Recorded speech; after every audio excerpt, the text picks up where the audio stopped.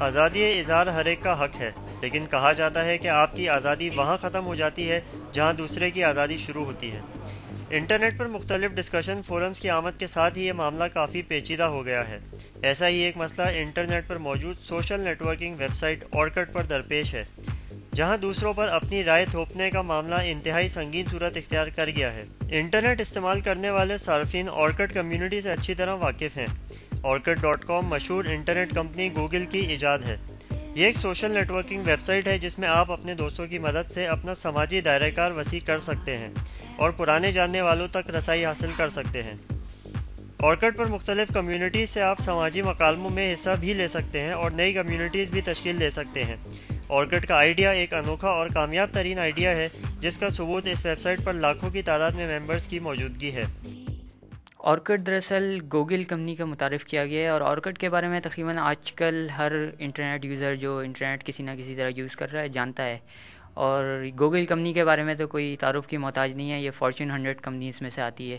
اور اس کے بارے میں میں یہ بتانا پسند کروں گا کہ اورکٹ انہوں نے جو گوگل والوں نے نام رکھا ہے اپنے ہی ایک امپلائی کے نام پہ رکھا ہے، جس نے بیسک آئیڈیا یہ پیش کیا تھا کہ دنیا کا ہر فرد کسی نہ کسی طریقے سے دوسرے سے اٹیچ ہے۔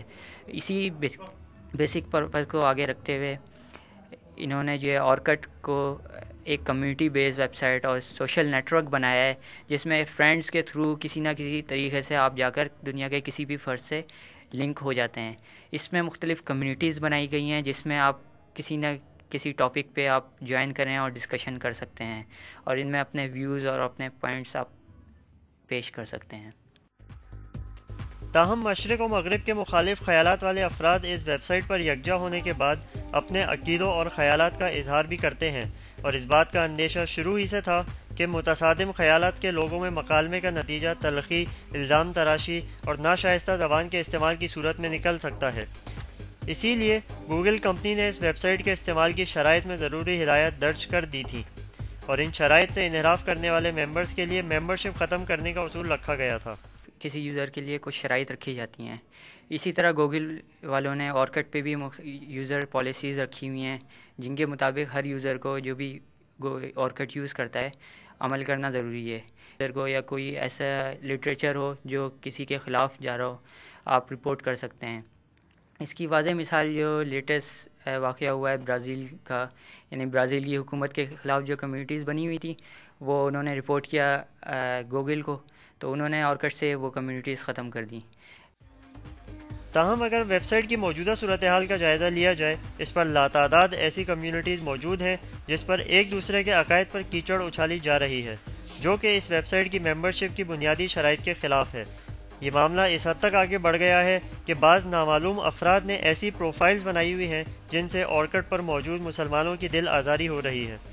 اورکٹ پہ ہم یوز کرتے ہیں تو بہت ساری چیزیں سرچ میں یہ سامنے آئی ہیں کہ اورکٹ پہ بے شمار اینٹی اسلام کمیونٹیز بنی ہوئی ہیں۔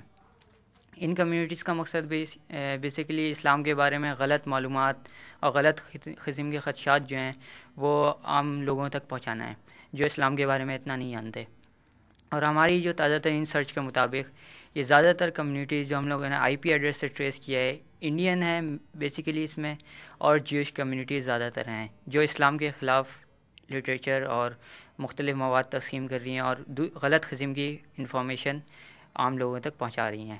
اس میں ہم لوگوں نے گوگل کو انفارم خاصی دفعہ کیا ہے، ہمارے یوزرز نے انفارم کیا ہے، اور بے شمار پاکستانی لوگوں نے اسے رپورٹ کیا ہے، لیکن ابھی تک گوگل کی طرف سے یا اورکٹ کی طرف سے کوئی خاص ایکشن لیا نہیں گیا۔ ان اسلام دشمن پروفائلز کے حوالے سے اورکٹ پر موجود تمام مسلمان گوگل کمپنی سے شدید احتجاج کر رہے ہیں۔ تاہم لاکھوں مسلمانوں کی جانب سے نشاندہی کے باوجود اورکٹ اور گوگل ان ممبرز کے خلاف کارروائی کرنے سے گریزاں ہیں۔ یاد رہے کہ ممبرز اورکٹ کی بنائی ہوئی بنیادی شرائط کی خلاف ورزی کر رہے ہیں، جس کے باوجود ویب سائٹ نے اب تک کوئی قدم نہیں اٹھایا ہے۔ جبکہ چند مہینوں پہلے برازیلی حکومت کی نشاندہی پر اورکٹ پر سے برازیل حکومت مخالف کمیونٹیز ہٹا دی گئی تھی اور ایسی کمیونٹیز اور پروفائلز کی مستقبل میں تشکیل روک دی گئی تھی۔ پاکستان کے مسلمان خصوصاً اورکٹ استعمال کرنے والے نوجوان طبقے نے اس مسئلے پر تمام لوگوں سے نوٹس لینے کا مطالبہ کیا ہے اور گوگل کمپنی تک احتجاج ریکارڈ کرانے کی اپیل کی ہے۔ جدید دور میں دنیا ایک گلوبل ولیج بنتی جا رہی ہے اور کروڑوں لوگ ایک دوسرے سے رابطے میں آ گئے ہیں۔ ایک طرف انٹرنیٹ نے ہمارے لیے بے شمار آسانیاں پیدا کی ہیں تو دوسری طرف مغرب اسے مسلمانوں کے خلاف جنگی ہتھیار کے طور پر استعمال کر رہا ہے اور اس کی مدد سے مسلمانوں پر نفسیاتی حملے کیے جا رہے ہیں۔